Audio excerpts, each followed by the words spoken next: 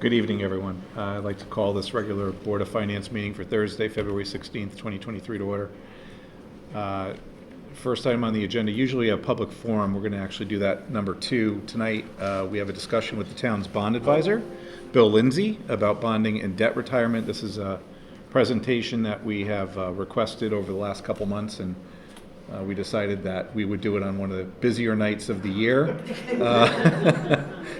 But why not? And part of the reason is we're about to go into budget hearings and workshops in March, and the presentations of the budget, and thought it would be a good idea just to get a little precursor to the bonding and where we stand. So, Mr. Lindsay, I hand the floor over to you for item number 1. Thanks. When you're ready. All right. Thank you very much. So again, my name is Bill Lindsay. I represent the firm Munistat Services. We're based out of Madison, and we are the town's advisor for debt.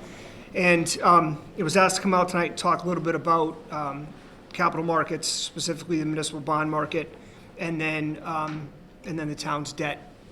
And so I put together a presentation here, and I wanted to just kind of run you through where rates have gone over the last 12 months, and then talk specifically about where rates are now this month in February, and what that means for the town's debt, and where we see the town's debt going over the next few years. So with that, I'll slide up here in the presentation, skip ahead to slide number 4, and really, what I want to do is just kind of go back a little bit and kind of remind you of where rates were, in 2001. So, coming out of COVID, the Federal Reserve had lowered rates to help spur economic activity as a result of the pandemic, and then as we moved into calendar 22, we started to see signs of inflation. All right, and so in the municipal bond market, we hit an all-time low in 2021 for rates, and then as we moved through 2022. The Fed started raising rates, and there was a real peak inflation that came out in June of last year. And so the Fed undertook, again, I think we're all pretty aware of this, tightening steps where they've raised rates now a total of 8 times. So it's a 4.5 full percentage points rates have gone up since March of last year.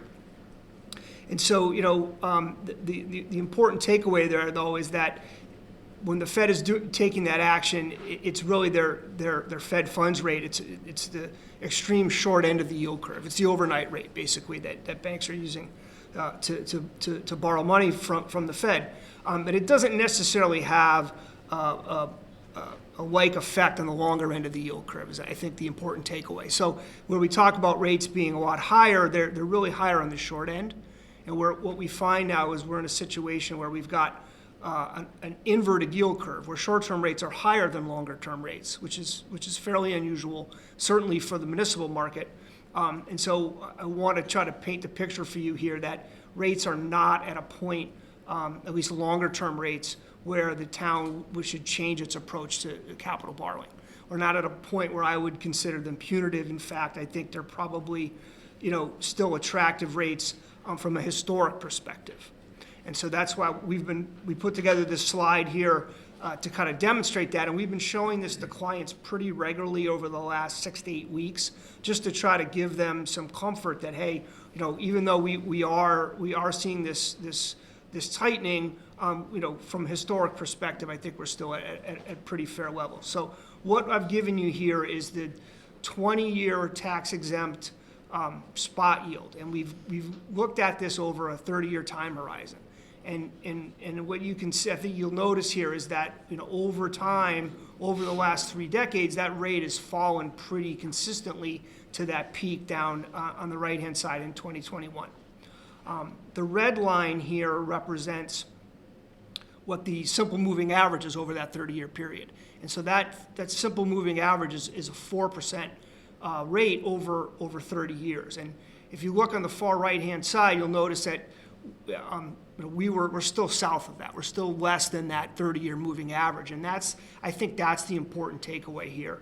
And if we were able to really blow up that short, the very right-hand side of that curve, You'd see we were, when I put this together last week, at about 340. Okay, so we still, so we're still below that 30-year moving average, and I think this is, it's important, because we hear in the press, we read about rising rates and what that means for the economy, but I don't think we're at a point where we need to change our approach to capital borrowing. The next, the next slide here, on slide 5, what I wanted to demonstrate to you is, yes, we had higher rates pretty consistently through calendar 22. We've had some good news since we turned the calendar into 2023. Now, the problem is we've had quite a bit of volatility, especially in the last 2 weeks. When I put this together end of last week to get to you in advance of the meeting so you had time to review it, a little bit's changed since then. So I'll walk you through some of that. But I think the important takeaway here are a couple things. First, you'll notice on the yield curves below, on the left-hand side of the yield curve, you'll notice that inversion I mentioned, right? And you can see where rates at 1 year are higher, and then they're dropping down, all the way out through about 12 or 13 years, and then they start to come back up. So that's a reflection, again, of the Fed tightening that I mentioned. And if you look, again, what we've done here is given you the 1, 5, 10, and 20-year spot yields. And we did that at the beginning of the year on January 3rd. We gave it to you about a month ago on January 9th, and then roughly a week or so ago on February 2nd, and then when I put the graph together on February 9th. And if you look on the far right on the top, year to date, we're in the red. Yields are lower than they were at the end of last year. And so I think that's certainly a positive development. It's really a function of municipal supply and demand. So, and I'll demonstrate this for you in a moment on a couple other graphs where supply has really been down. For the month of January, it was down 11% in the municipal market year over year, but demand has remained high. So, as supply is down and demand is high, that's driven bond prices up and yields down. As a reminder, bond prices and yields work inverse to one another. And so as a result, we've seen yields come down to start the year, and it's been a positive development. What's changed since over the last few weeks, the Federal Reserve came out and had a meeting the end of January, beginning of February, where they raised the Fed funds rate 1/4 point, which again was not unexpected.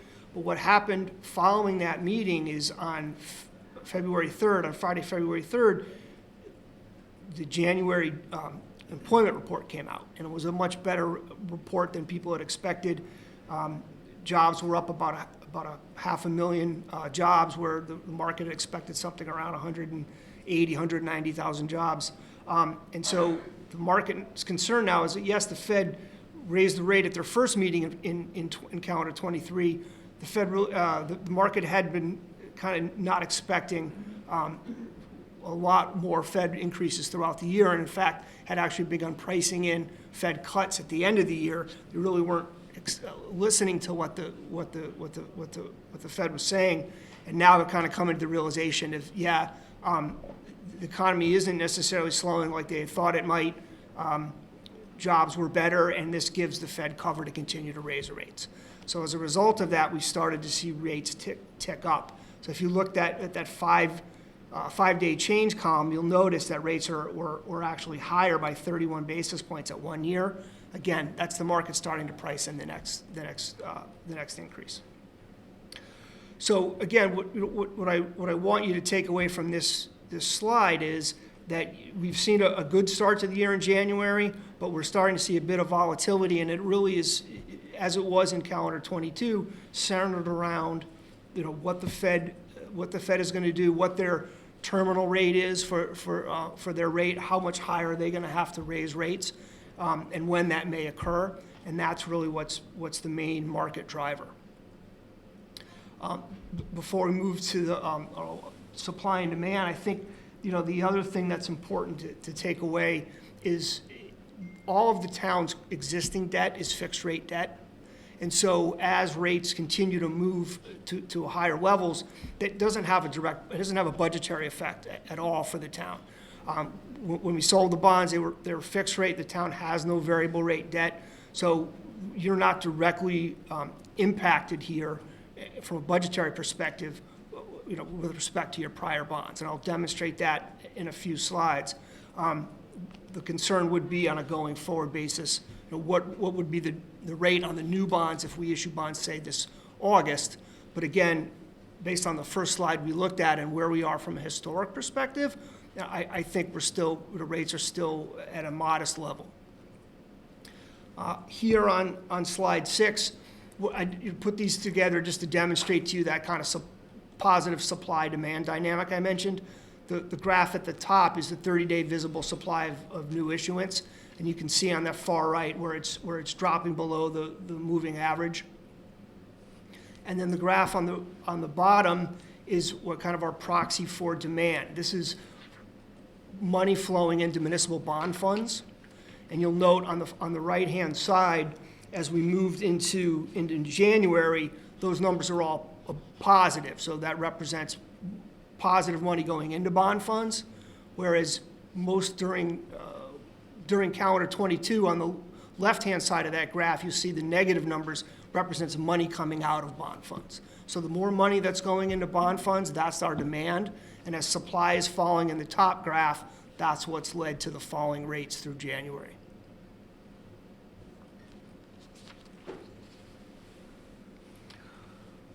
So now we'll kind of move and talk about what the town's outstanding debt.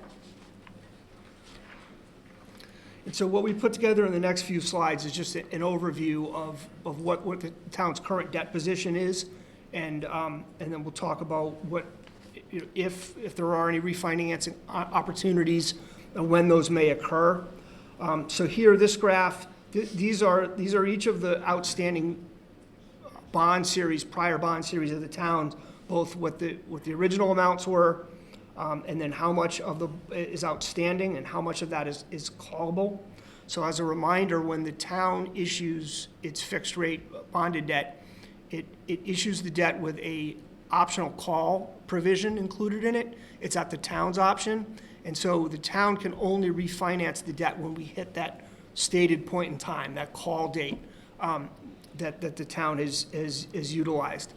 It's a little bit different than, say, your home mortgage where you can refinance at any point in time. Here we have to get to this preset date in order for the town to refinance the debt. So on the second column to the right-hand side, we've given you what those call dates are, and the majority of them are farther out into the future, 23, 24, 25, as far out as 2030. So the takeaway here is that there's only really one series of bonds that will be able to be refinanced within this current year.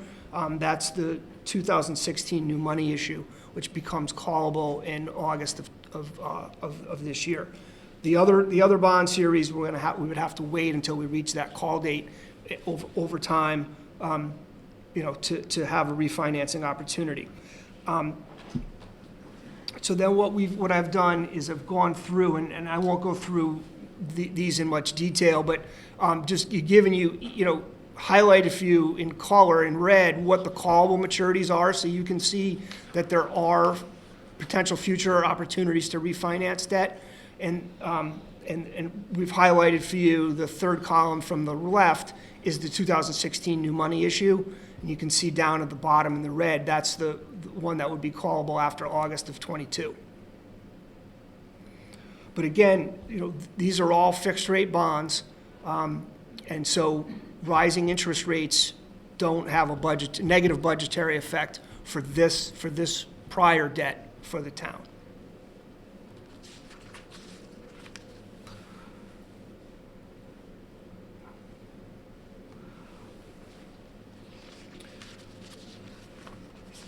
So then moving to slide 11, so this is a breakdown of what the debt, the annual debt service to repay those bonds are, going out through fiscal ending 42. I did this as of February 1st, so you'll notice for fiscal '23, obviously the principal amount wasn't zero when the budget was prepared. You've paid all down. Happy to report you've paid down almost $7 million of debt during the year. So it just happens to be that there's only a few interest payments remaining within the fiscal year. That's what that zero represents. But on a going forward basis, the debt service is level for the next 2 years at just under 10 million, but happy to report it's declining. So as each of those prior bond series that we showed on the earlier slides begins to roll off as you make principal payments, the debt service is declining, and that provides you an opportunity to bring on future debt and not have a significant budgetary impact.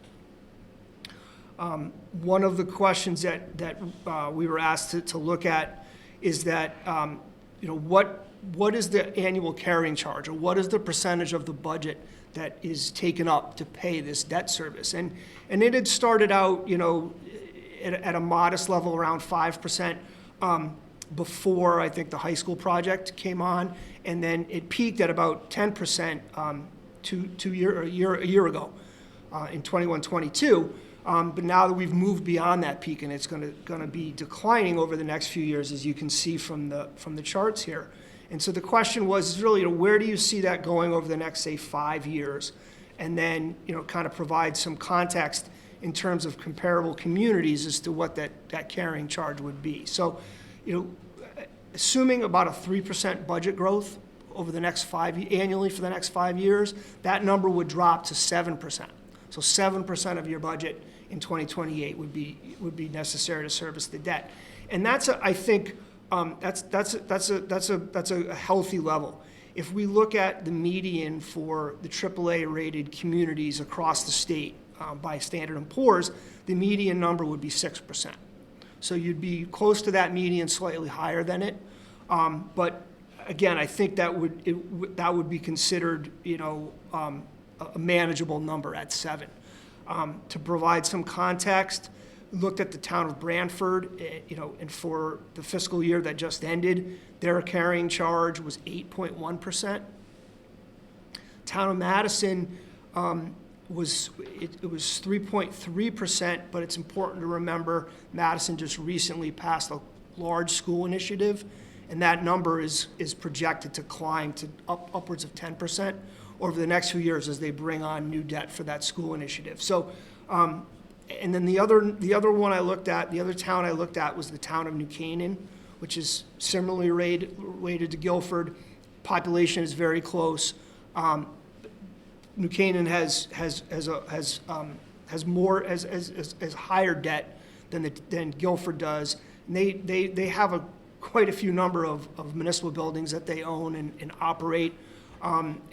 So their carrying charge is actually 11% in the most recent fiscal year. So just to kind of provide you a range or some context there, as you move downward to that 7% in 2028, I think you're going to find yourself, in about the middle of the range of AAA rated Connecticut communities.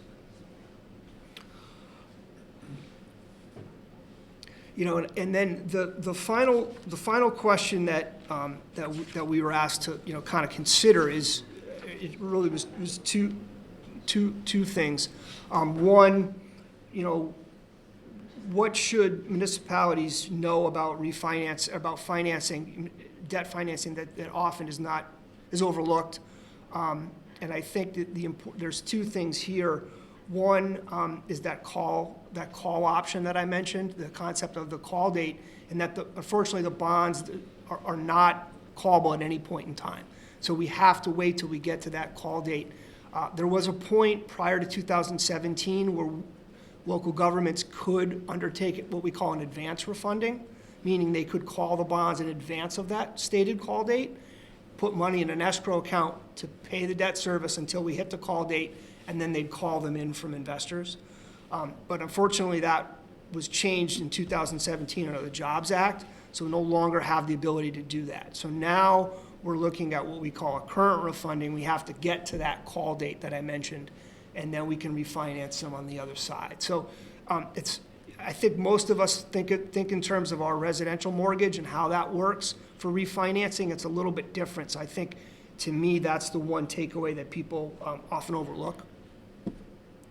And then the final question was with respect to, what strategies should the town, consider or entertain with respect to its debt financing. And, and I would say there's really nothing that I would recommend you change. I think that you have a very strong financial management when that's supported by the credit ratings that you have and the policies that you have in place. And so I don't think that there's anything that you're not doing that you should be doing. A couple of the things that I would highlight that I think are strong represents strong financial management. The town does a good job of matching the amortization of the assets that it finances to the term of the bonds. And so, whether if it's technology or if it's vehicles, we're financing them for maybe 5 or 10 years. If we're financing a land acquisition or a school, we're financing it for 20 years. But you've done a good job matching up the amortization term and the useful life. So good prudent financial management there. We actually, in the most recent bond issue in 2022, discussed with the finance director and the first selectman the idea that, hey, the interest rate, the yield curve was very flat at the time. And we said, with the declining debt service that you have, there's an opportunity to finance it actually shorter than the useful life of the asset and pay it off sooner. And we elected to do that. And I think that, again, is a demonstration of good financial management. And then the last thing I would point out is, especially looking at this curve, at the debt amortization we have on the screen, principal reduction, out for the next 5 to 6 years is around $7 million, roughly, a year. And so the last few years, done a good job of approving new borrowing packages that are in that neighborhood. Most of them have been $6 million and change. So under the rate of roll-off. And so what that's doing is that's bringing down your overall debt position, as well as maintaining that declining debt profile, which allows you to bring on future debt and not have a major budgetary impact.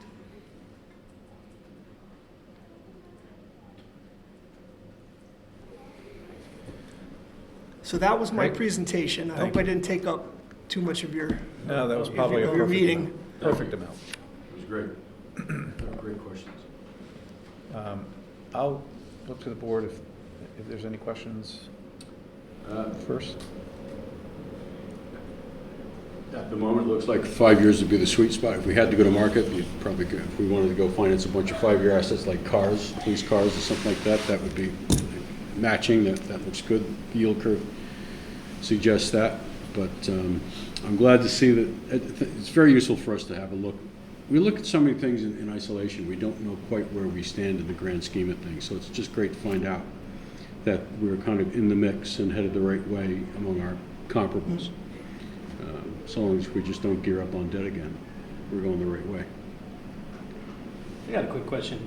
I don't know how I got the number in my head. I think it was from a financial article or something, but I thought anything lower than 8% of the budget for debt servicing was sort of in line with AAA rating. Is that about where we should be, or? Yeah, I mean, so there's no one single number. So, and not to be evasive, but the way that the rating agencies in the scorecard methodology that they use now, if you have high wealth, you can have high debt. They offsetting one another. So for someone like the town who's got high wealth, 8% might you don't have to be capped at 8%. You can go to 10 or 12% and not have it be negatively affect your credit rating.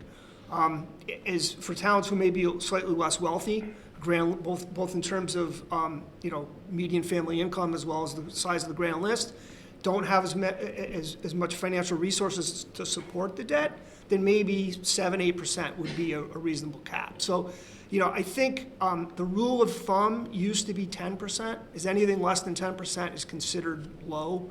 I think that may maybe oversimplifying it a little bit, but if you're looking for a number, I'd say 10%. That's always been our rule of thumb, yeah. Okay. That was it. I kind of had that number in my head, but even under 10% is still Yeah. roughly pretty good. Okay. I had just a clarification on, once we hit the callable year, then we can refinance anytime after that, or is there a window of opportunity that closes again? Anytime Anytime after after that, that, yeah. okay. So I think, the important takeaway there is,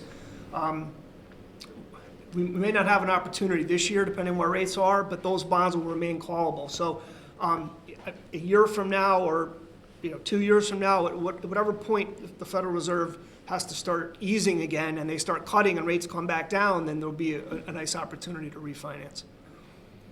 Just, if I could, real quick, to go to that. So you had mentioned the 2016 bond. That was callable as of August 1st, 2022. So that one's up. And so if we don't do anything with that one, the next one comes up August 1st, 2023. There's then 2 that are callable. Exactly. And then, so we just decide when the right time is, right? So, and to go to Amy's point, there's no limit. You don't have to do it in a 1-year window, 2-year No. window, 3-year And window. we could change one of those or Right. all of them, or Right. Okay. So one more small one too. Yeah. So I think you said at the going rate, we still have some opportunities to refinance because that has definitely saved the town some money over the years. I would say, unfortunately, right now, we have the ability to do that, given the call option. I think from an interest rate perspective, and I'm gonna just slide back to that one slide. If you look at the interest rates, the coupon rates on the right-hand side of Yeah. that band, I see fortunately, they're 5s. all 2-handle coupons. So they're anywhere from 2 to 2 3/4%, and there's a 3 in there, 1-3. But that would be the concern. I think at the current level of rates where we are right now, it's not going to make good economic sense to refinance those. Yeah, we're not there yet. But, again, given 12, 18 months where if we turn over the business cycle and the Fed starts easing again, then that would be the opportunity. Okay. Yeah. Great presentation. Appreciate it. Yeah, thank you. Very informative.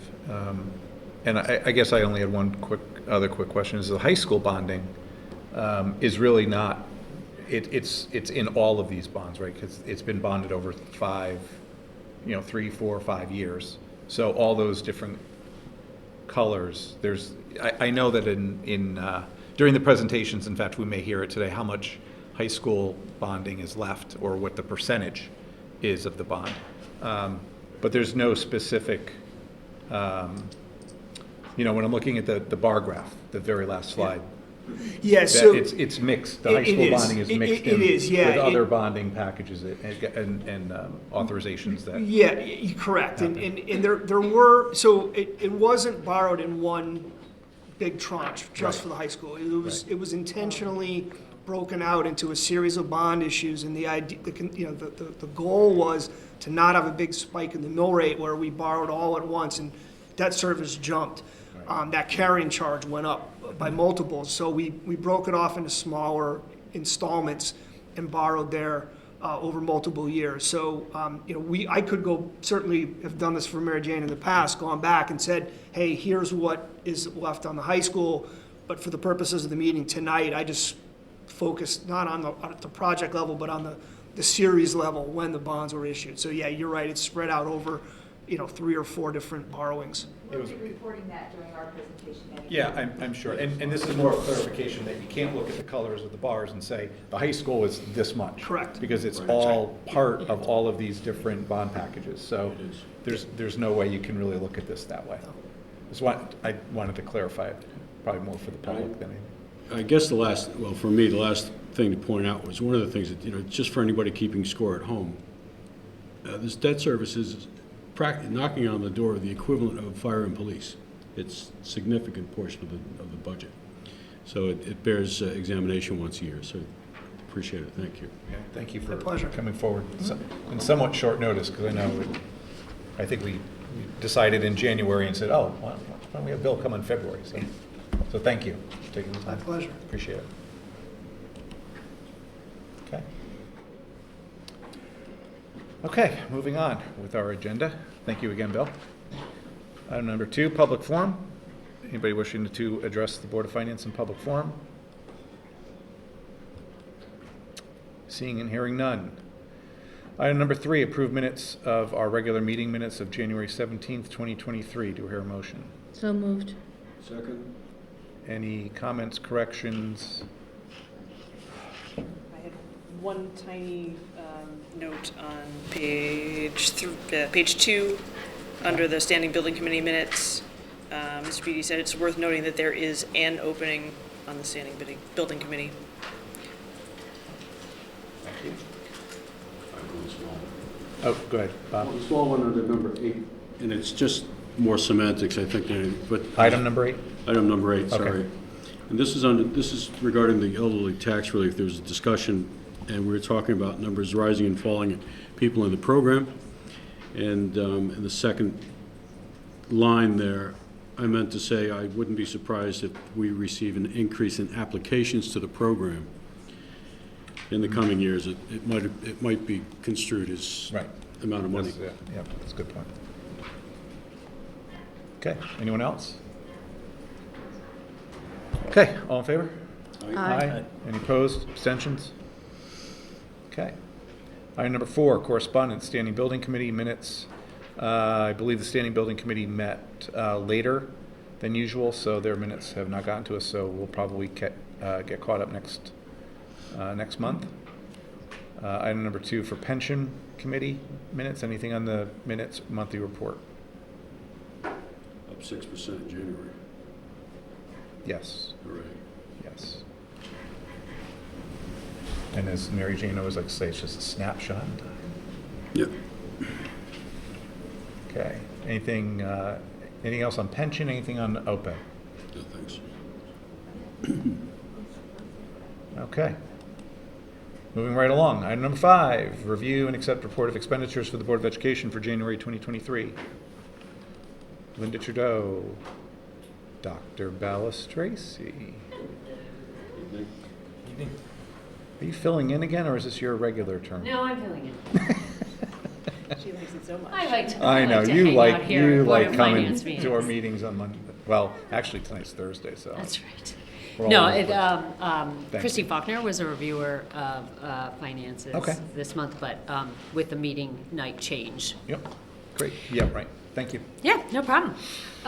So, good evening. I'm going to report on the January 2023 financial reports for the Board of Education. Expenditures for the month of January 2023 were $5,696,664.37.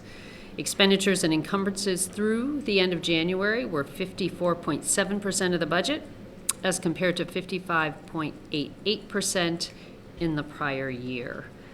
Revenue for the month of January 2023 was $5,667.50 for Medicaid and $11,080 for pre-K tuition. You'll note, as usual, budget categories below with some notes that Mrs. Trudeau has provided us. Briefly, salaries and employee benefits are slightly down compared to the prior year, although salaries will remain lower than the prior year until March, when we will have 3 payrolls in that 1 month. Purchase services is up. We do note, and you'll notice in the warrant, that the energy performance contract under the Bank of America listing, payment is in there, upwards of $400,000. Tuition, supplies, and materials and capital are slightly up, and transportation is somewhat level or comparable. And lastly, the warrant we are submitting, total payments were $2,518,868.02. So certainly welcome any questions that any of you have for Linda or I. Any questions on the report? I know you talked about purchased services. I'm wondering why the huge increase in dues and fees at 132% and information services. So Dues and fees is a fee that we have to pay up front, but will be reimbursed. It's part of the IB program fees. Oh, okay. So we'll get the reimbursement towards the end of the school year. And then the information services, there's two things. One is the cost of the newsletter, which wasn't budgeted for. I'm sorry, the new what? Annual newsletter. And then we've had to place employment ads multiple times for the same position in multiple places in order to try and fill vacancies. And we spent a lot of money on trying to fill vacancies this year. Thank you. Sure. I may have asked you about paraprofessionals last time, and I'm sorry if I forgot, but I was noticing they were running a little bit higher for the year. Okay.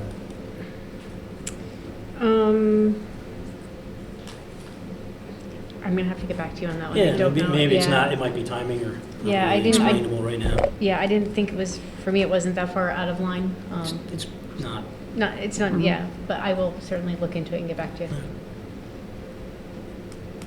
I did have a question on one, and I don't know if it was something in the spreadsheet, but it caught my attention under supplies and materials on athletic.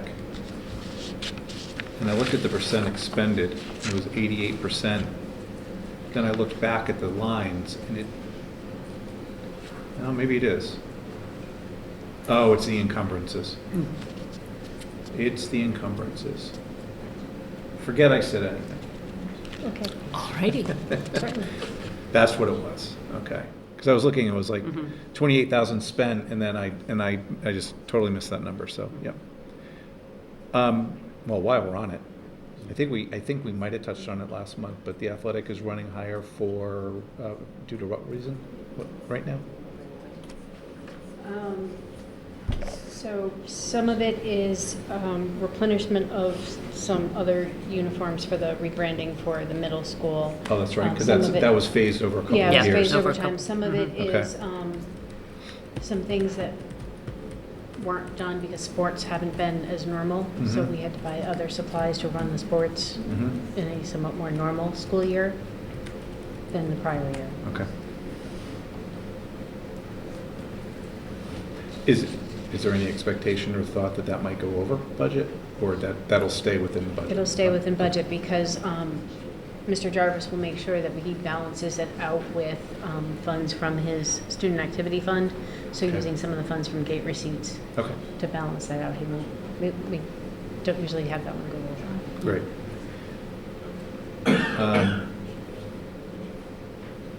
Before I go, I'm sorry, the other piece that I Please. should note is last year's budget was much higher because of the rebranding. Mhm. So the spending is fairly equal. Right, It the is a little bit comparison. higher this time of year, this Okay. time than it was last year, but the Okay. budget itself was much higher, so that makes the percentage expended for last year lower. okay, makes sense. Before I have a couple of questions on the warrants. Since we last met, I don't know if you were planning on talking about it, but the free meal. The free meal, that whole situation changed now that it goes to the end of the year, does it not? Or how does it, how is that working now, and what's the effect We don't for us? know. We still don't, waiting. we still don't know. We're waiting. Oh, okay, We actually have the Connecticut School Association of School Right. Business Officials is meeting with the food service group and a representative from the state tomorrow to hopefully get Okay. some guidance on when this actually starts. okay, So even though it was signed into law, we don't have any idea how to Okay. implement it and when it's really, just because it got signed into law doesn't mean, or was proposed, doesn't mean it's going right. to happen. So right? we're Or hoping to have in immediately. the next week Okay. some guidance on how this is going to start. Yeah, The so communication's been a little bit Right, I saw it in the news confusing. quite a bit Yeah. and then I was wondering what the effect was, if we knew yet. No, but we yeah, don't. we don't know yet. Okay. Okay. Hopefully 8 a.m. tomorrow morning, I'll find out something. Okay. Anything else I had a couple of questions on the warrant. Page 3, right in the middle, CIT, it says January 23, district printer copier. Is that for the entire district, all the schools, or is that a particular copy? I was just wondering what that 8,400 was. That is all the copiers All in the copiers. district except for one. We have one that's off of that lease. And then there are some printers that are under this lease. So they provide the printer, they provide the toner as part of the lease. And so it's in, we have a number of them in the high school, and then there's like 2 in every other building. And the lease is actually up the end of this school year, and we're looking to possibly add more of those printers to help try and manage some of the printing costs. Okay. Thank you. On page 9, near the bottom, the first comment I'll make is I know that Mr. Gurnham had I think it was quite an event I read about. It was at Jones, that there was some Yes. water flooding. So I read something about he took his vacation and or his holiday, and he was working on that with vendors and contractors that entire time. So thank you to everybody who got that cleaned up in time for school. But then I noticed at Lake's waterline emergency repairs, there were a couple of charges there. One of them's not too big, but there was another one. Are there any further concerns regarding, was that due to weather, or was it just old pipes, or a unique situation? Do you recall? After the warrant was printed, I went back and looked, and that description probably should have been changed. It was to install sensors on the lines. Oh, okay.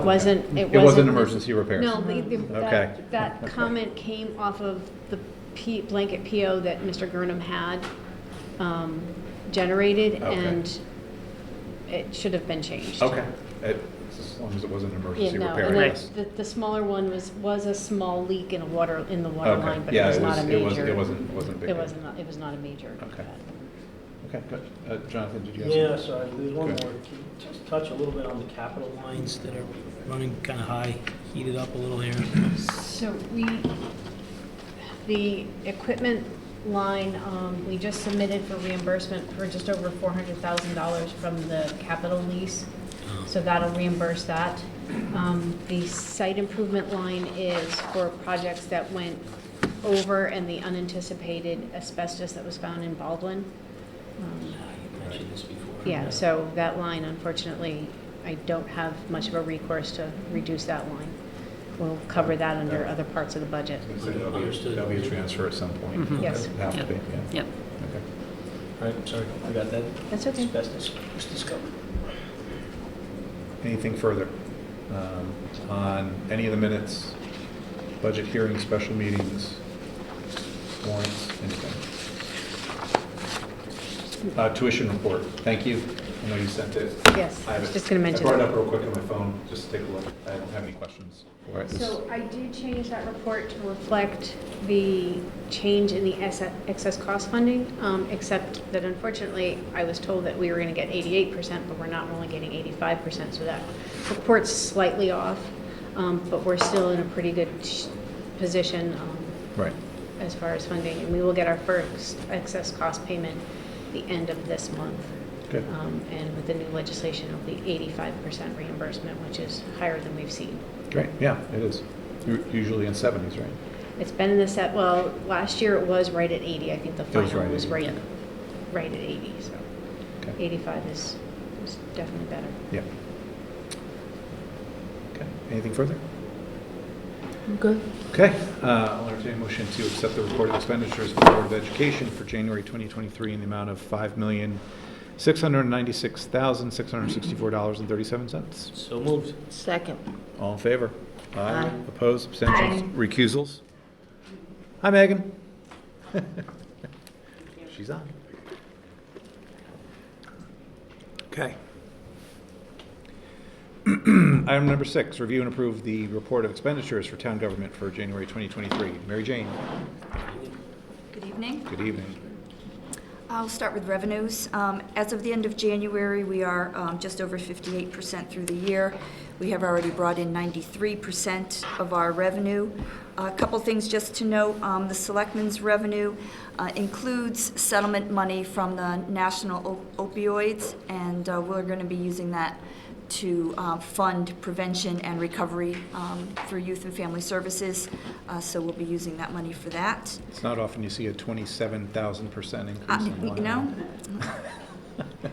but, you know, Well we done. No, that's great. That's We like very to good. stick it somewhere that we don't lose it, but Right, right. there it is. And once we determine exactly how we're going to be using it with Youth and Family Services, then that will most likely come out of there. But at the moment, that's where we have it. Okay. Finance is at 849%, thank you. Knew you'd bring that up. Well, every once in a while. Every once in a while. Other than that, all of our revenues they're all very strong. Nothing of any real concern at this point. Park and Rec is still lagging behind, although not terribly, and they don't have a huge budget. But you know, we're still not renting rooms and things like that. Even though we brought the budget down, we're still not bringing that in. But otherwise, everything else is making up for it, Right. which is how it works. I have a question on the natural resource fees, the increase. It said it was for inland wetlands fees. Do you happen to know, is it like one big project that we're getting these fees from, or multiple permits fees? I'm not sure, but I can look into that. I know at least one of them was for a third-party review. Inland wetlands can ask, and also engineering, do the same on zoning applications. They can ask for a third-party review. We traditionally get reimbursed by the Yeah. applicant, but that takes some time to work through the process. I'll look into that and get back to everyone. I was curious about town clerk and I think it's building. They're running a little slower, I guess, this year. Do you think they'll meet their revenue for the year? Well, we really increased the revenue in both of those line items. The town clerk, based on the last couple of years with conveyance fees. I'm not sure we're that far behind that we can't catch that up. You know, we're already at 50% at this. You know, at this point, we did. I don't remember what we did with the New Year's budget for that. If we brought that down or not. Yeah, that was, I think, that was the budget. Yeah. The budget that was set last year versus this year. Right. I was in the other day and found out that their software system had gone down for 43 days, The COT system was down. Yes. which may have something to do with You're slow up and- you're absolutely correct, and that wasn't just Guilford. Yeah. That was, yeah. It may have slowed things up a bit. That was statewide. Most of the town clerk's offices use COT Oh, systems, okay. so I didn't realize it was that many days, but. I We knew got it had 5 been- months to go, right? So, Yeah. okay. Yep. Anything else on revenues? Okay. Expenditures. Expenditures, we're about 59.8% spent overall, which is right exactly where we should be at the end of January. Talked about many of these items in the past. I like to mention fire. Fire without their encumbrances would be at 63%. A little bit higher, we still have 2 people out on workers' comp and 1 opening, which is means that all 3 of those positions are being covered by replacement salaries. So, you know, that's how that works. The other item is Public Works. I just want to, you know, they have a very large encumbrance balance. They would only be at 52% without that encumbrance, so that, as opposed to the 70 that they're really showing right now, but they have that very large encumbrance. It's really all I had to report this evening, unless you have any specific questions. Anything on expenses? Warrants? Any of the warrants? Medical. I did have a quick question on medical. All right, let's go On right to the Ja- question. Just going across the line for January, Mm-hmm. there seems to be a blank for the claims from last year's Oh, expenditures. yeah, yes. And the only reason I bring that up is because I 'Cause you was can't trying to compare compare it. it. And I went, oh, well,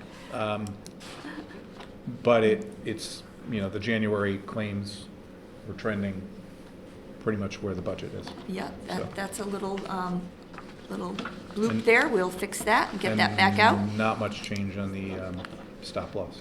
No, Little other tick than up. we are up. More people, Three but not- more people. right. 3 more people have hit the What was it, 75 was it seven? claims. It was Seven. 7 last month. It's too bad. Yeah. Okay. Any updates on our request for proposal for medical or Uh, any movement? No, the only thing I can report is that stop loss is because catastrophic claims is where we're hoping to have our biggest impact, and the companies won't bid until April. I think it was the end of April, mainly because they want to see a little bit. We're not really showing all of the impact for stop loss from this year, so it's going to be kind of later in the year that we receive that information. So we are monitoring it monthly. Okay. Okay. Did we take any money out of the medical fund this did not. this year so far? We did Okay. not. Other than Slimnation, the small, but not as Oh, the any direct transfers. No. 22,000 or something So, along those yep, so lines? far. Okay. Mhm. Yeah. Okay.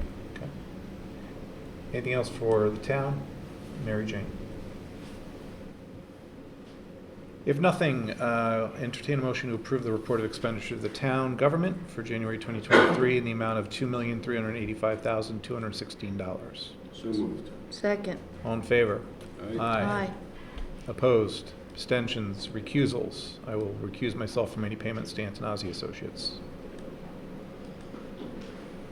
Thank you. Item number 7. Consider and take possible action on transfer from unassigned fund balance to close out projects in Grant Fund 205. Memo attached. So in the same way that I come to you to close out bond authorizations, I am looking at all of our funds and closing out items that have been around for a while. In the grant fund, we have 3 projects. You see there from fiscal year 2012, 13, and 15. Sluice Creek, Hubbard Road Design, and Shoreline Greenway Trail. These are monies that are due to these line items. They're typically grant matches that we didn't transfer into there at the time, or grant awards that we didn't receive the full amount. So it's about $21,000. I'm just looking to close these accounts out and just clean up Makes our sense. accounts a little bit more. Okay. Anybody have any questions on that? Okay. So I'll entertain a motion to approve the transfer of funds from unassigned fund balance to close out the 3 projects in the Grant Fund 205 per the memo dated January 3rd, 2023 from the Finance Director to the Board of Selectmen, Board of Finance. So moved. Second. All in favor? Aye. Aye. Opposed? Great. And now for the show. Item number 8, receive the proposed Board of Education budget for fiscal year 2023-2024. Welcome back. Jason Bowden, Linda Trudeau, Dr. Bell Stracy. I will be quiet and I will hand the floor over to you. Although I do want to actually just note that for the public who's watching this, and as we already know, we've been pretty much privy to everything going on with the Board of Education and the budget, as we've met twice jointly before our last couple of regular meetings. And I know several of us attended either public hearings or budget discussions, actually as early as October, end of October, I think it was. So looking forward to your presentation. So, Mr. Bowen. Thank you. I'm filling in for Dr. Freeman tonight, who is out of state at a superintendent's conference. So you have the B team here, just for me, but not Dr. Balistraci. I don't think so. I don't think so. Much how you say that. On the presentation tonight, we're starting off with something that is a new slide for you this year, which is our Portrait of the Graduate slide. This was a collaborative effort between the school system and the town of Guilford, and it really was quite a lengthy effort to produce the Portrait of the Graduate, but the input that we received from students, ex-students, community members, parents, business people and so forth really helped shape this. And we want to start off with that tonight as a means to really show you that we're starting from a little bit of different place in terms of where our budget priorities are. And that we're proud of building a budget that builds towards this Portrait of the Graduate.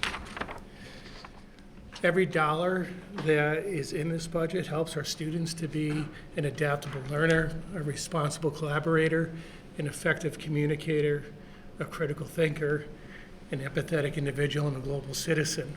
And all of our 7 schools at every level are working towards this end.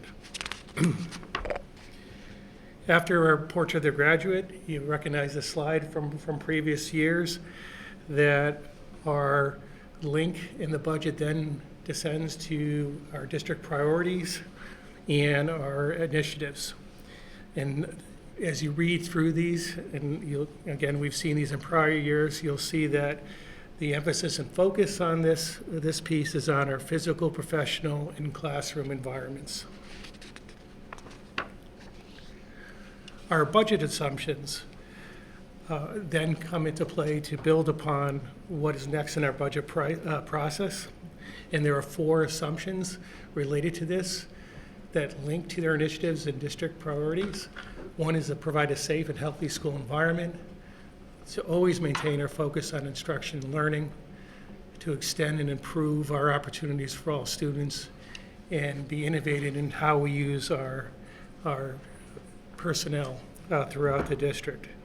And again, everything in this is focusing most importantly on that instructional piece and learning piece. Our enrollment for the upcoming school year shows us in a slight decline of 57 students. This is slightly different than the demographic study that we just had commissioned that has us declining at a lower total than that. If you haven't seen that study, it is posted on our website. It's very well done. We are, again, predicting a small decline, but starting next year, we're going to start seeing a turnaround of students coming back, our student population increasing slowly over the next 6 to 10 years.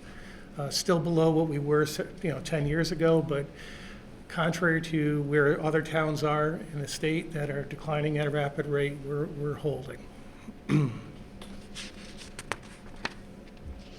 Dr. Balistrisi? Yes, so we are bringing forward to you a proposed budget for the 2023-24 school year of $68,766,172. This is an increase over fiscal year 22-23 of $3,136,438, representing a 4.78% increase. I will tell you that the Board of Ed met several times over the last few weeks to go over the budget that Dr. Freeman had brought to the Board of Ed in January. We found the budget to be very tight, very well crafted. In the budget book, it's quite apparent where Dr. Freeman and the administration, the district leadership team, very carefully went over the requested budgets from each of the departments, each of the schools, et cetera. We, quite frankly, as a board, individually, as we looked and as a group, struggled to find areas to trim this. I will also mention that in the 2 public forums that the Board of Education held, we had a number of parents and students come to us requesting further funds for athletics specifically, both because of the importance of athletics, also, quite frankly, as an argument for the fact that coming out of the pandemic and addressing our youth's mental health and wellness, that athletics is an important investment. So the Board of Ed did, in response to that, make a couple of adjustments to the budget. We added 4 assistant coaches that had, 3 of whom had been directly requested by our athletic director, Jake Jarvis, and 1 that was noted from parents, as we heard from public comment. I'm sorry, was it 4? 4, yes. So cross-country, a coach for the dance team, an assistant coach for football, and a coach for the diving team. What we also added $40,000 to the pension line. This was because the original number and that we were given was off by $40,000, so that the original budget that the administration put together had not accommodated that change. We took almost the equivalent amount out in our deliberations, $35,000 for retirement savings.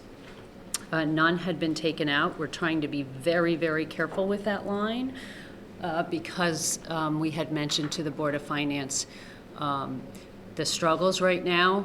Teacher shortages are creating problems both in terms of getting folks, but also then the competitive nature of paying. We also were able to take out some money from the transportation line, a small amount, $8,000, $9,500 from telephone and internet, and $3,000 from abatement, so that we brought forward the amount to you tonight. And if I may...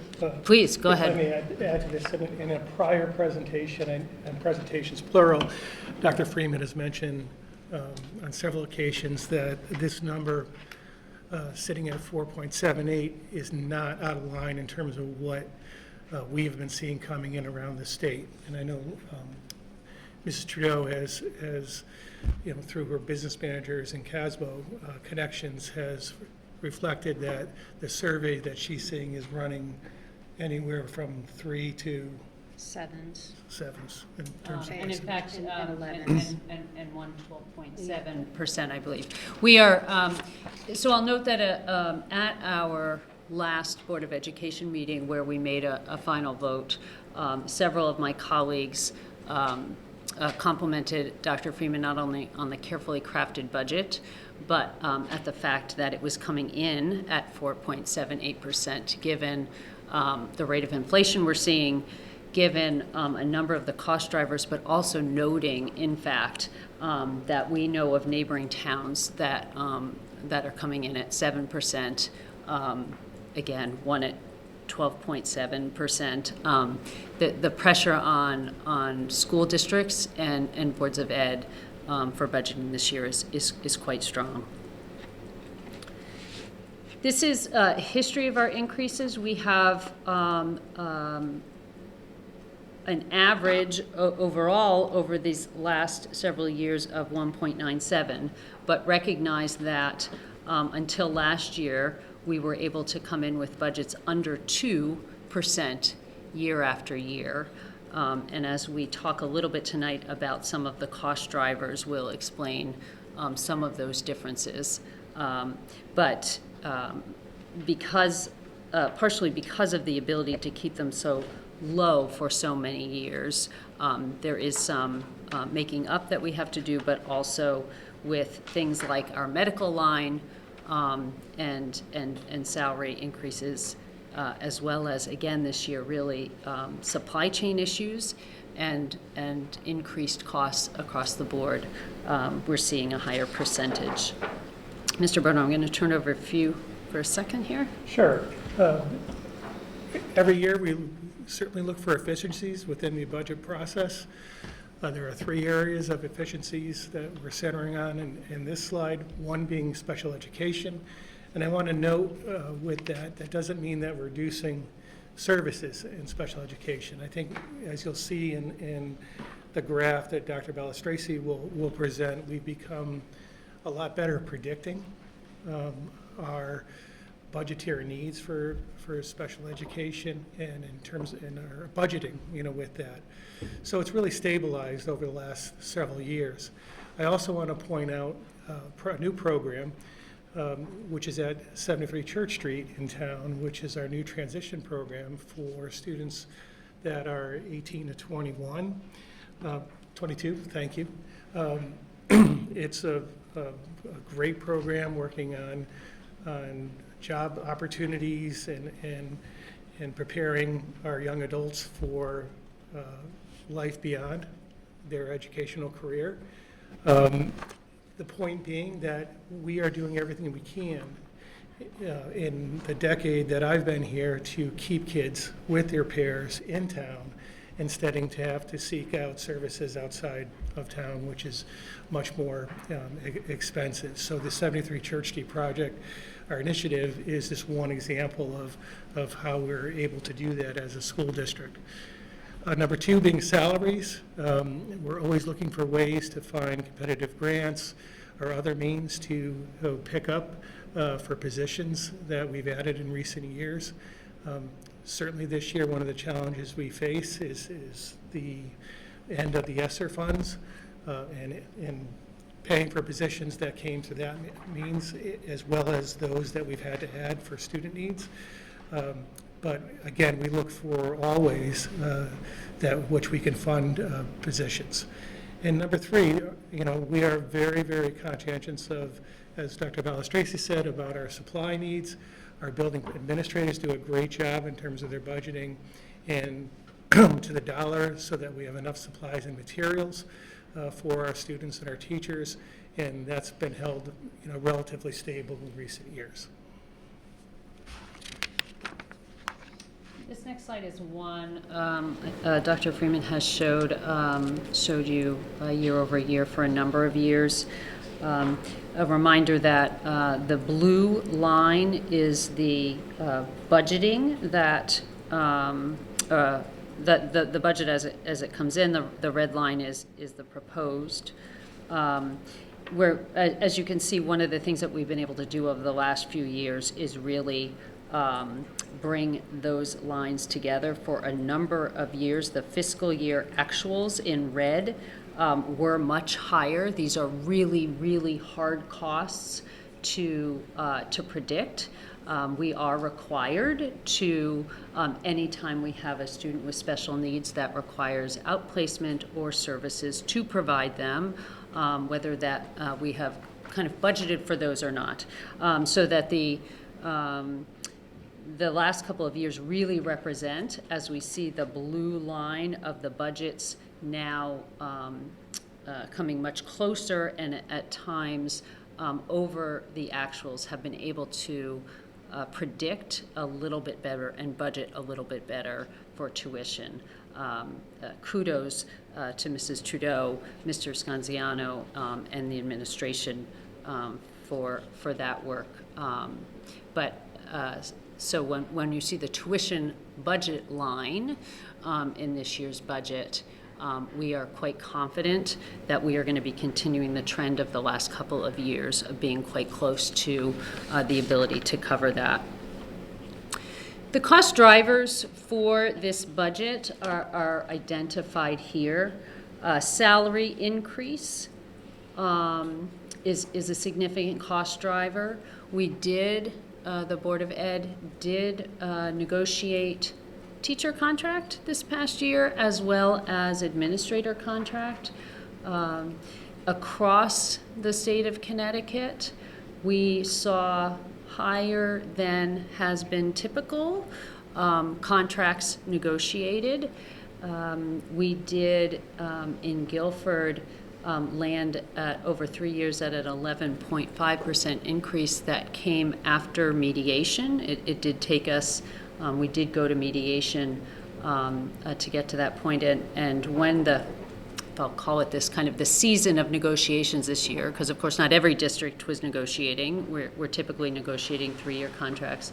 But I believe the average was somewhere around 12.25, somewhere north of 12. The medical line, thankfully, we are not seeing the same increase that we saw last year. It is still significant, however. So we're seeing an increase in the medical benefit, a little over $800,000. And I'll just remind our community that of our entire budget, approximately 60% is staff resource, and about 20% are benefits. So 80% of our budget is covered by these lines. We're seeing and expecting an increase in transportation of some significance. We are budgeting a tuition with only an $87,000 increase after careful attempts to predict for next year. Heat, a significant driver here, and then software that is really going to support a number of systems and learning in the district. So really what we're looking at, these cost drivers are representing 3.92%. So a significant portion of the increase you'll see. This is just a history of medical spending. I think, as we've seen this slide before, but note that for a number of years, we were able to see significant decreases in that medical spending through the 21-22 year. But we'll note that last year and this year, that has gone up again and is again a cost driver. So investments that this budget represents. There are, as you can see, a number of staff positions listed here, but I will note that 5 of them are existing. And what do I mean by that? Since our budget was passed, the referendum last spring, there were a number of needed positions that were unbudgeted that were added to Guilford Public Schools. You will notice the first 3 are elementary school teachers. These were added in order to keep our class sizes within Guilford Board of Education guidelines as stated in our policy manual. As part of the budget process this year, we looked carefully. I know class by class and school. School by school and grade by grade went through our enrollment numbers, and we'll note that kind of the removal or not funding any of these teachers would likely increase class sizes past our guidelines. Likewise, a 0.5 teacher special education was hired or brought on in the past year, as was a 0.5 Freedom of Information Act clerk. This individual is supporting a number of clerical activities in the district that were taking time, significant time away from some of our other administrative assistants, and among those tasks, that person is addressing increased FOIA requests. You'll also notice that somewhat in the middle, there's a 0.5 custodian at Guilford Lakes, and you'll notice ESSER is noted there. This is the one position that is coming off ESSER funding that is being put into this budget.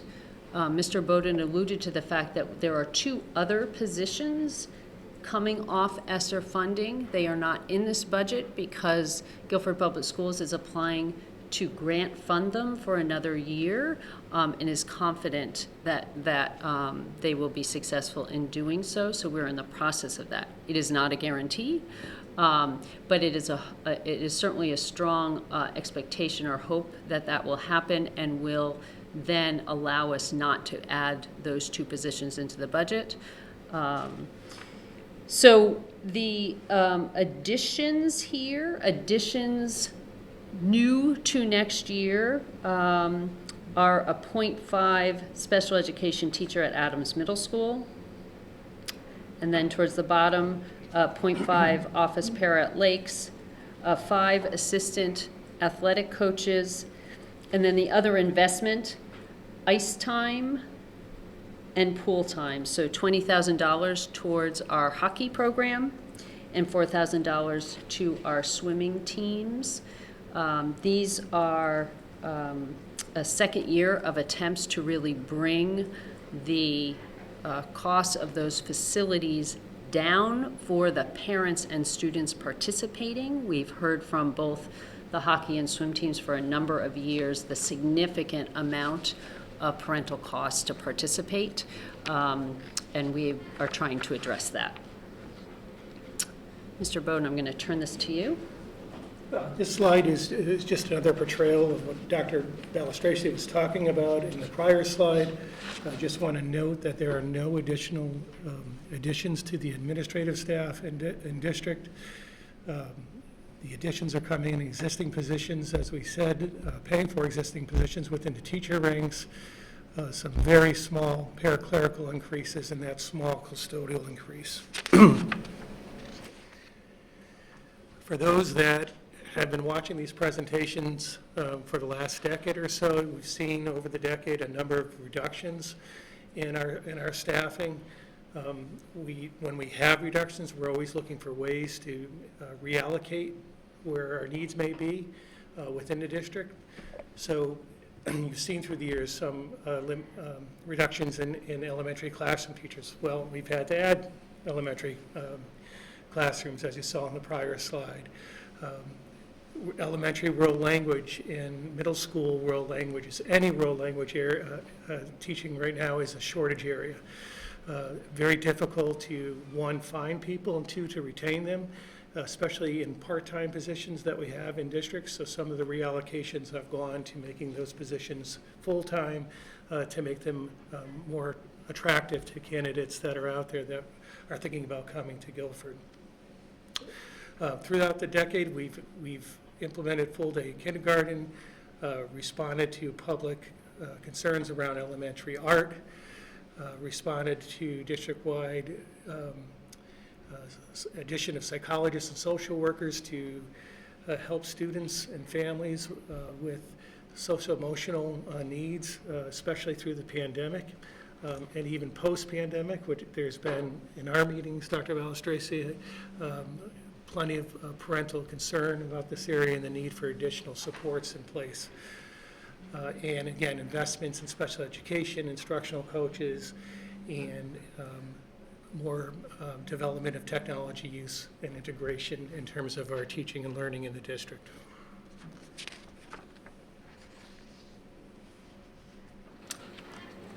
So this budget, again, is one that the Board of Education is fully in support of. We are feeling very strongly that it represents the needs of our students. It is representing an increase, but is a bigger increase than we've had for most of the last 7 years, but a reminder that, in fact, for 6 of the last 7 years, we were significantly below 2%. Due to the high medical benefits last year, there were, in fact, needed positions that were not budgeted. And as I walked through a couple slides ago, we ended up having to add those. We needed to add a number, as I noted, elementary school teachers and a couple of other positions to meet needs in order to keep within the Board of Ed class size guidelines. The impact of several cost drivers is unusually high. You noted in the cost drivers things like heat and transportation. Much like each of us is experiencing increased costs in our homes, we are certainly experiencing that across our 7 schools. And then we continue to feel very strongly that this is not the time to reduce service to students. We are coming out of a pandemic. We've talked to our colleagues here on the Board of Finance about this in several of our meetings, the impact on mental health and mental wellness is important. the impact on making sure that kids are academically getting what they need is extremely important. I know I have noted this in other meetings, perhaps not here. We have the great opportunity every year as a Board of Ed to meet with our teaching staff once a year, representatives from each of the schools, several different fields of study within the schools. And in the spring, did so, and we're interested to hear that after kind of 2 years of really difficult time during the pandemic, a lot of them mentioned that the hardest was the third year. Kids coming back, masks come off, our younger kids really struggling with socialization stuff, that hybrid models did not address sufficiently. Just a whole host of ways in which we really need to make sure that we're addressing student needs, and they're significant.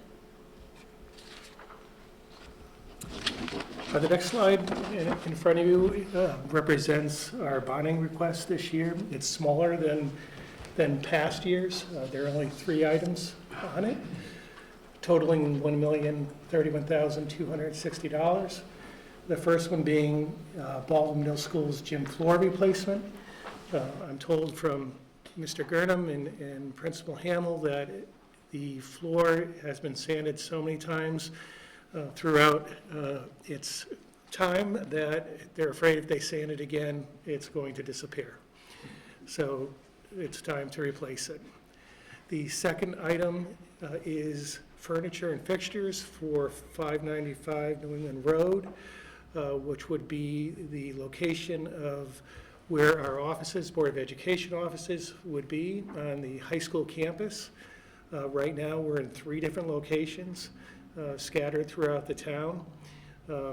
And I would note with that the furniture requests would encompass roughly 25 offices in that building.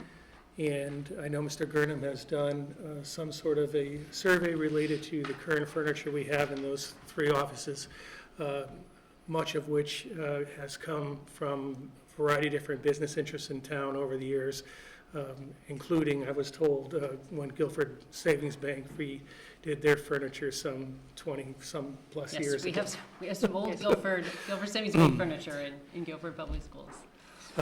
And then, of course, the architecture and engineering fees for future projects at $107,100. But again, the total for bonding, $1,031,260. And I will just note briefly that this was a bonding request that came to us approximately $500,000 more than what you're seeing in front of you. The Board of Education, acutely aware that we were really struggling to decrease the operating budget to bring before you in a way that we thought would be reasonable, did look also at the bonding and took an elevator for this 595 building off the bond in the hopes of trying at least again to be as kind of fiscally responsive to our Guilford taxpayers. The elevator is functioning. It is in fine shape at the moment. It was put on the bonding request because it is significantly old enough that replacement parts were it to run into some troubles, are not going to be available. They will not be found, but we have done, it is a building, it's a 2-story building that actually has access from the outside on both floors. So we felt comfortable, at least at this time, in taking that off the bond and trying to bring something of a smaller amount to you. We would not essentially, it is our understanding, we would not be in violation of any ADA requirements were that to happen. I would note that with the 595 request, it is our intention as a school district to return when we move into 595, return Lathrop House, That's right. which is on 55 Park Street on the green, back to the town. All right, you've heard us talk about the return of investment. I'm certainly not going to miss the opportunity to do that tonight. We continue to be one of the most successful and most recognized school systems in the state. We scored the State Accountability Index, which is a multifaceted measure and assessment of school districts across the state. It's the most recent scoring that came out put us 5th in the state among K through 12 districts. We continue to score, our students continue to score very high on standardized test scores. We have an excellent college placement rate. You have seen, many of you, our theater arts, our musical performances, our athletics. We are very proud of what we offer our students. We are very proud of their accomplishments and feel strongly about this investment. We maintain our focus on learning and instruction while remaining open to constructive feedback and continuous improvement, and we continue to provide an unparalleled return on investment. The next slide, a little hard to see where the two green lines meet, is in fact our 84.7% score on the most recent accountability index at Guilford Public Schools. What this graph is showing you is that under the horizontal green line are those districts that scored lower than Guilford Public Schools on this accountability index. Some of which spent less per pupil, several of which spent more per pupil. And what you're seeing above the green line is that of the schools that scored higher than Guilford Public Schools, the few that did on this accountability index, all but one are spending significantly more per pupil in the area of $3,000 to $4,000 more per pupil.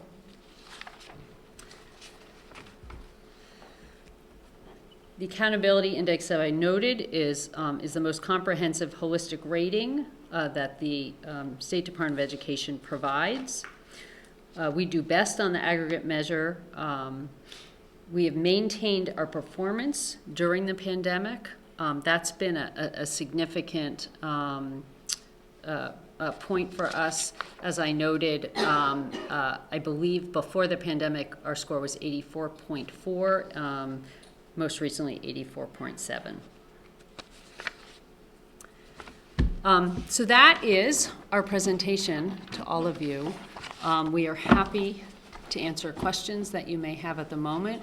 We are well aware that we will be having discussions with you as well in March, and we certainly thank you for your consideration. Thank you. Yes, we will have plenty of time to ask questions. I would remind the board that I don't know if there's usually, over the years, I said if there's any burning questions, maybe one or two, we could ask them, but other than that, we can Absolutely.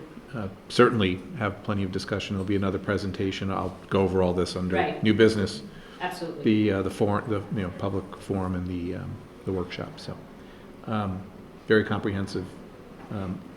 As I usually seem to say, and I think I would echo the board, not much of a surprise based on all our previous discussions. Right. So, Which is a valuable process, I think, for all of us. it is, and it has Absolutely. been over the years, so that there's no Right. shock and awe. So, so are there any burning questions for the Board of Education before we bring the town up for their presentation of the budget, their budget? I have a lot of questions about which hiring decisions are being made and which hiring decisions were made during the previous year. So I've kind of summed them up in an email that's out to Linda. So I think I can wait to have that kind of replied to there to get that kind of detail. But I will tell you that when I went through some of the pages in the salary section, there was some notes that indicated that maybe somebody was a new hire, but then it didn't kind of jive with the transmittal letter So that's where I started to wonder. I guess I could ask you maybe, did you end up hiring a Japanese language teacher? No, Has that been nixed? no. So the, one of the proposed positions, and if I missed mentioning it in my presentation, my sincere apologies, in the I might have missed budget, is a .6 world language instructor, and I'm saying that intentionally for the following reason. Guilford Public Schools has been, quite frankly, struggling to hire a .4 French teacher for a long period of time. And we have other teachers absorbing the students who need that instruction and until we can hire someone successfully. The addition of a .6 in this budget would allow then for a 1.0, so a full-time world language hire, which we expect will be much more attractive to someone looking to teach in the district. It was originally proposed as a Japanese instructor, and through discussion, the proposal is now to put the position out as more generally world language, in the hopes of not limiting the possibility of who might come and apply. We did have a discussion originally when we were talking about the position as a Japanese instructor, and one of my colleagues on the board asked about something like Mandarin, which might be something we could consider. And we'll note that that may be an opportunity that comes forward in someone who applies to this position. But we continue to try to think about and want to, again, pursue how we might work with our neighboring districts to offer our students a wider variety of languages. For instance, Daniel Hand High School in Madison offers Mandarin. So if we were able to offer a language different than that, and also find ways to regionally cooperate and provide students in neighboring districts with some of our offerings and vice versa, we could actually expand the opportunity for a wider range of students. So it is, in fact, the addition of a .6 to make the request, to make then a hiring a full 1.0 for a world language instructor. So that would take off the .4. You wouldn't be looking for the .4. We would not be looking for the .4 anymore. There was significant discussion at our Board of Ed meetings about the fact that we do have students, obviously, taking French at the high school, and students who may come into the high school wanting to take French. The school system feels like we can sufficiently address those students who are already committed to that language for their high school career in preparation for college. But there has been also a sense that there would be significant interest in another offering.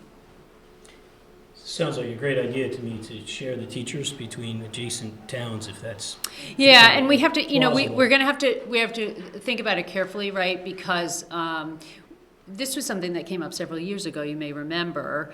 And for instance, Daniel Hand, we're on a semester. Daniel Hand, I believe, is on a trimester. There are some challenges there.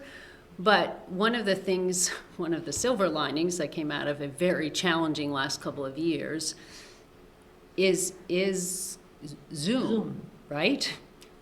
Different ways that we might be able to create, who knows, an evening course that students from multiple districts could participate in. We would need to check with the State Department of Education about how to do that in a way that they would support. But it offers opportunities to really think outside the box. They might be willing to do that since it's a specialty area that there's a shortage. Absolutely. And it would address a lot of needs for a lot of districts. Absolutely. And the idea of expanding the world language course offerings, to me, is just really exciting. And giving students a wide breadth of opportunity. Okay. And then, I'm going to just continue over the email to just ask some of these questions to reconcile some of my confusion. But, another example is, I don't know if you mentioned lunch aids, but, one of the exhibits says another almost $53,000 for lunch aids, so. We are finding that, and Mrs. Trudeau can certainly add to my comments, teachers are being pulled in to having to cover those things. It is a very challenging experience for them. It means that they don't get the preparation time that they need, and we're trying to address that. We're trying to give our teachers the preparation and the collaborative time together to try to protect that space. But you would usually account for them as a new part-time or full-time position, right? I'm not sure I understand the No, question. I think they decided to raise the salary, if I remember our conversation. To make it more attractive. To make it more attractive. It's the same number of positions. The same number of positions, but raise the, There were some positions Yeah. that were added, especially during COVID, when we had to spread people out, students out during lunch, spread them out during outside time. So there were added positions, but we did have to raise the salary in order to attract people. This is a 3-hour, 2.5 hour a Yeah. day job. It's hard to find somebody who wants to work these positions. But it does give the teachers the time that they need to have their lunch, to collaborate with people, to take a breath and then prep for the next part of their day. Yeah, I get it. I'm So just that trying to get there's an a- accounting of the people Yep. you've added, and it looked like it's, from the notes, it said additional positions have been added to allow teachers a lunch period and provide proper coverage for students during lunch and recess. And then, even just another exhibit with the paraprofessionals, it looks like the number increases from 82 to 85. So I was wondering if there's any accounting for 3 additional pupil services staff. So these are the things where... I'm sorry, I'm not understanding, because the accounting is right here in front of us. Oh, good. Do you see this exhibit? Because, I got it in my book. I'm looking at the same page as you are, so I may not be Yours may be understanding, updated. Mr. Trotta, what you're talking about. 82 to 85, No, I so, understand, it's right here. Yeah, so 82 to 85 is 3 more, right? Mm-hmm. Yeah, so I was wondering if you have 3 more pairs that you're hiring. Well, that depends totally on student need. Yeah. Yeah. That fluctuates, during the year based on what the Yeah. PPT process determines. So you understand, I'm trying to figure out how many more staff the school is hiring for this budget season and over the year, actually. And, looking at the exhibits you gave me, and it looked like there was 3 new pupil services staff. So I was wondering why that wasn't in the, the exhibits. Oh, I'm sorry, are you asking why that wasn't in, for instance, our presentation? Yes. Oh, I'm sorry. Our presentation, I think, mostly was focusing on certified staff, the additions of those. That was not an Okay. intentional miss. So Yeah. I'm just looking for, an accurate accounting of all the positions. Yeah, which is why that's named in the budget book itself. Okay, great. We're all set? Yep. Okay. All right? Thank you very much. Thank you. Thank you. Very much. See you in a couple weeks. Yes, we'll be back again soon. Just before we go on to 9, the slides that we were just, that you just presented, those will be uploaded, I'm assuming, or are they already up on the website, or? They are already Okay. on Guilford Public Schools website, I believe so. Just for reference purposes. Yeah, no, I absolutely. know they will be. Yeah, no, up and there I believe for- they went up after, Okay. because this is. I don't see any these are on our slides board from the pack. presentation. No, they're not on our board pack. Yeah, they're on the, This would go for the town too, whatever Okay, slides are yep. presented tonight, so that we have reference to, I'm sure we will. But I will send it to Tracy to put on the That- board pack. I was just gonna say, if we receive it, we Yeah. can easily get both presentations on board pack. Sure, I know. That would be good, so it's all in one place. Yep, great. Okay, thank you. Going on to item number 9, proceed proposed town budget fiscal year 2023-24. First Selectman Matthew Hoey. Good evening. Good evening. Good evening. And it dawned on me today that this is the 32nd year that I've participated in this kind of meeting. 26 on your side and now 6 on this side. And I was reminded by somebody, I needed a better hobby. I needed a better hobby. Okay. This is a slide that looks pretty familiar, but I am pleased tonight to present the Board of Selectmen budget for fiscal year 2024, which was approved with a unanimous vote of the Board of Selectmen. This is a familiar slide, but before we get to it, I just want to say, there's that saying that it takes a village to raise a child. Well, it takes a team to get to this point, and that team starts with the department heads putting the budget together. Mary Jane and Mitch doing the bulk of the work on pulling the data together for the budget.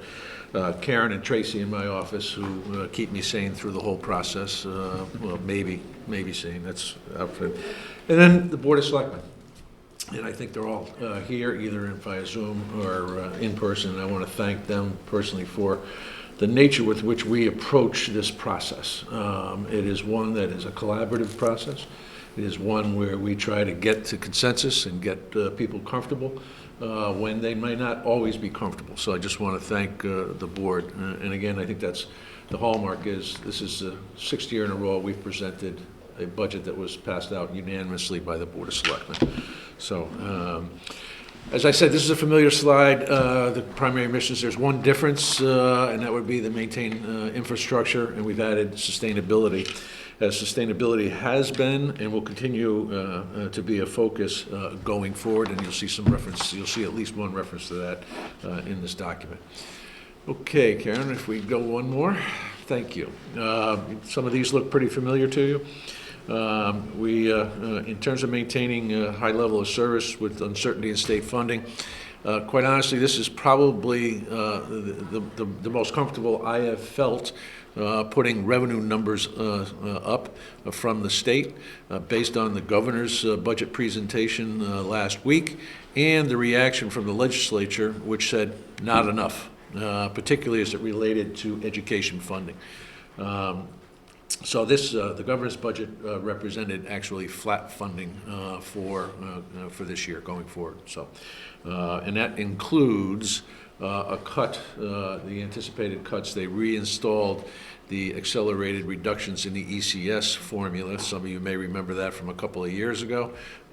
Those cuts have been reinstated, and as I've said in the past, there may be a point where we get even less than you can round off to a couple $100,000. But nonetheless, there are other revenue sources in there that will account for those cuts. Staffing impacts continue to be felt in Youth and Family Services, Health Department, Fire Department, and the Police Department related to COVID impacts. The third bullet there, this is a new item, and you'll see this. You'll see a resource being added for this. This is to address the DEP sewer avoidance plan and WPCA. This was a plan that we had submitted to the for DEP as the most recent plan. I think was 2004. And we have largely gone under the radar relative to the plan for sewer avoidance, to the degree that we disbanded or eliminated some positions that were responsible for following through and managing that plan. And was a clerk it was absorbed in the Health Department organization. So that you will see a part-time position added in the Health Department to manage the responsibilities we have with the sewer avoidance program. Just so you know, communities along the shoreline have been under sewer avoidance programs for probably close to 50 years. The most significant impact is in Old Saybrook, where they have been fighting putting in sewers. And if we need to stay ahead of this in order to keep deep off our backs and to maintain the programs that we had indicated we would maintain. The pension fund, you heard earlier today. I think Bill Lindsay was talking about some of the factors that go into the rating that we get. Our pension fund is one of those pluses when it comes to getting our rate.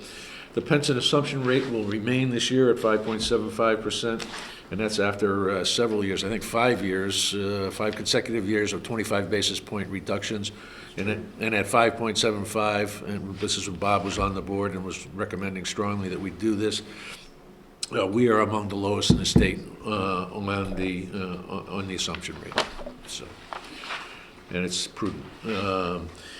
I won't go through each of these in any detail. We are protecting tax relief programs for the that our residents have come used to.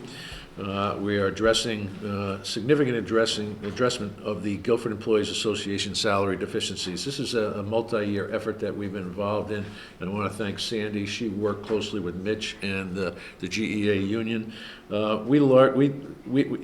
It became pretty apparent that our salary levels were well below our peers and our benchmark groups, and they boarded on less than living wage numbers. So we think that we've done something to address that, and it's over a 2-year period, and we're proud of that. Also, the Board of Selectmen has determined that it is appropriate for us to address the cost of living increase for 3 retiree plans.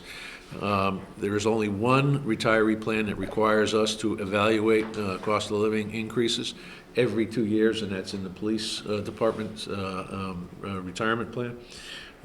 However, historically, when the Board of Selectmen has granted cost of living increases, they've done it for all 3 of those plans, and I believe, and I'm a strong advocate that we do for all, and not just the signal union.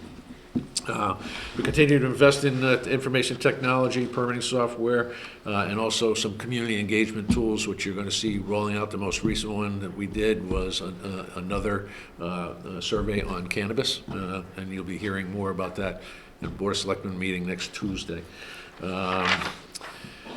Some of the next page. Oh, thank you, Karen. You're already there. Continued investment in maintaining infrastructure and roads goes without saying. The demographic shifts driving increased demand on senior and social services. We are an aging community. There's no question about it. This budget increases staff levels by 2 full-time, 1 part-time, and 1 part-time to full-time position. And those are a full-time police department resource officer that will be embedded in the schools for 9 months of the year. And this is owing largely to the pressure that Superintendent Freeman and the Board of Education has been feeling relative to safety improvements in the schools. So many of our communities are starting, particularly in our surrounding communities, are starting to put armed resources in the schools. It's my understanding that Dr. Freeman does not want to do that with all the schools, so we're just going to be expanding the resource officer capacity. And that's unarmed? No, the resource officer is armed, but there are schools who are putting retired police officers, security officers from security companies who do not have necessarily the training that a police officer would have. Is that, in case somebody asks me, is that why it comes on the town budget rather than? Exactly. There is a reimbursement formula that we worked out with the Board of Education for that, which covers a portion of the salary costs. In the health department, we have a full-time permit technician being added. The challenges in I've got some data a little further on to talk about why we need that position. The WPCA coordinator is one of those full-time positions, and we have the part-time to full-time is a cook over at Park and Rec. Larry Santa Maria is close to breaking every labor law relative to the number of hours that he works, and this will go to give him an opportunity to come into compliance with labor laws, or us come into compliance with labor laws. Next slide, Karen. All right, this is the overall picture, our total operating budget, operating capital budget. As you can see, the operating portion is 5.2%. Our operating capital is at 1%. Debt service, this is that slide that Bill Livesey showed you. We're over the hump, and we're starting to come down the backside of that once-in-a-generation or multi-generation expense for the new high school.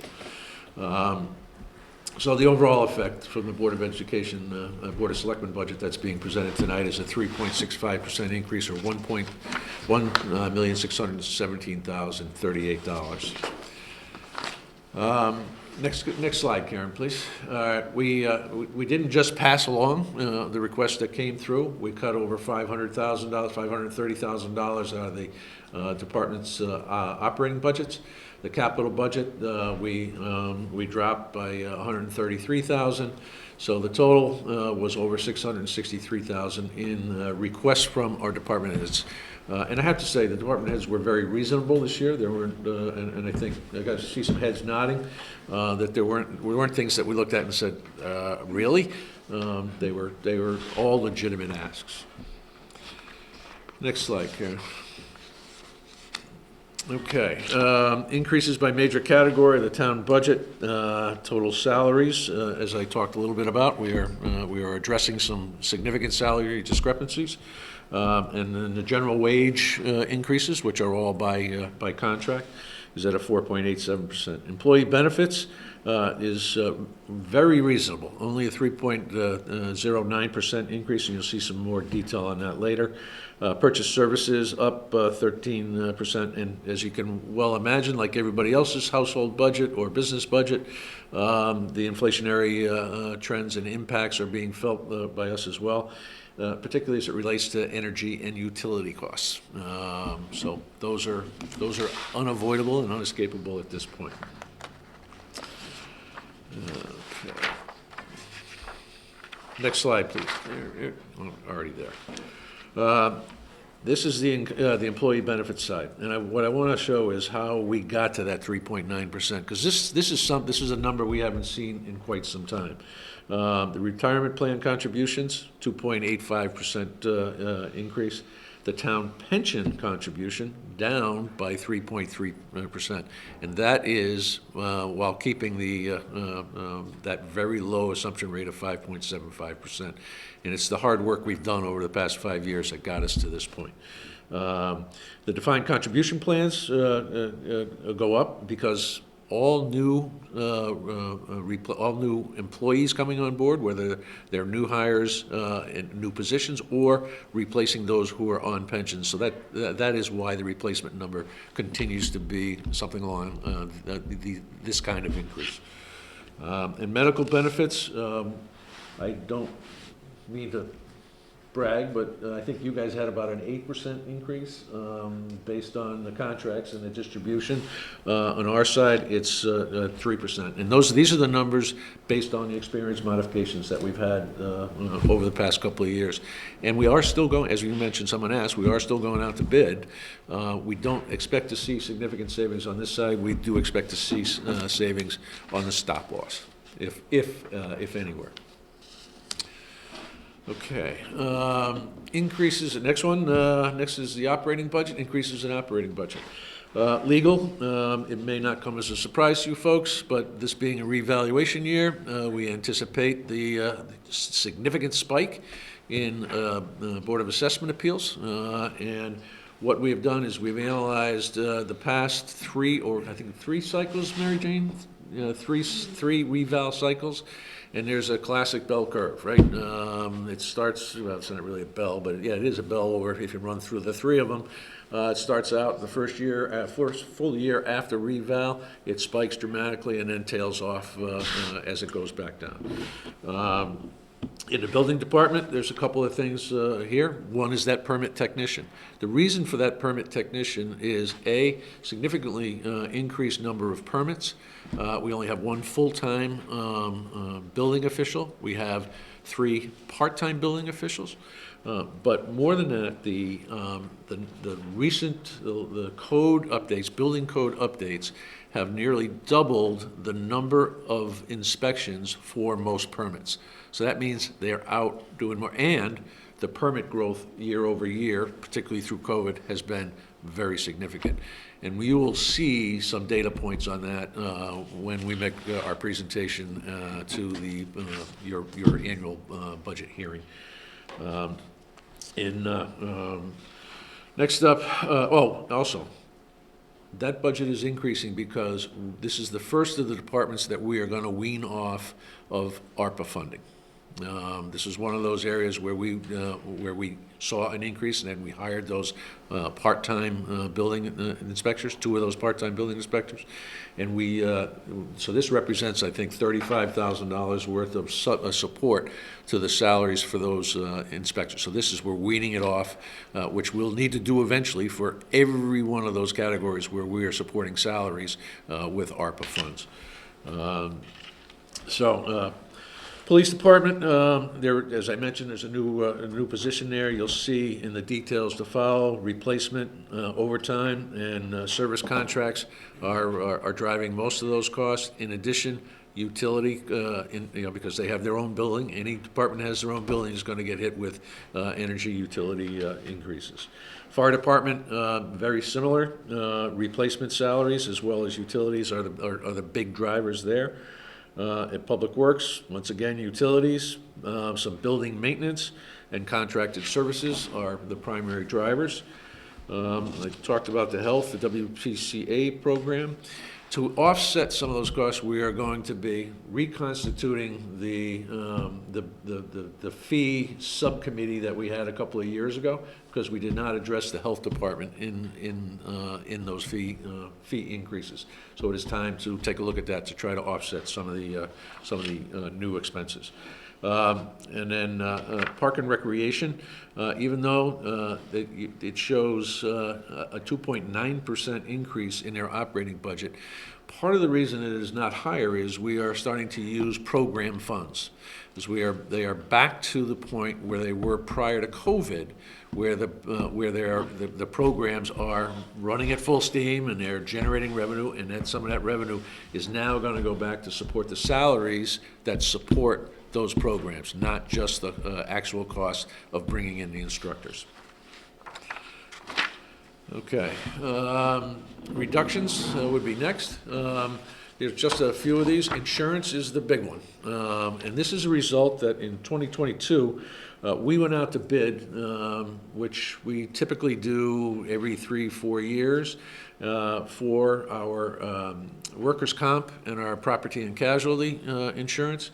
And we had been with KERMA, which is the captive insurance that is owned by CCM, and we wound up being surprised, and there was a significant savings, and it was a very difficult conversation for me to have to call the president of KERMA, because I was at the time vice chair of the KERMA Board of Trustees.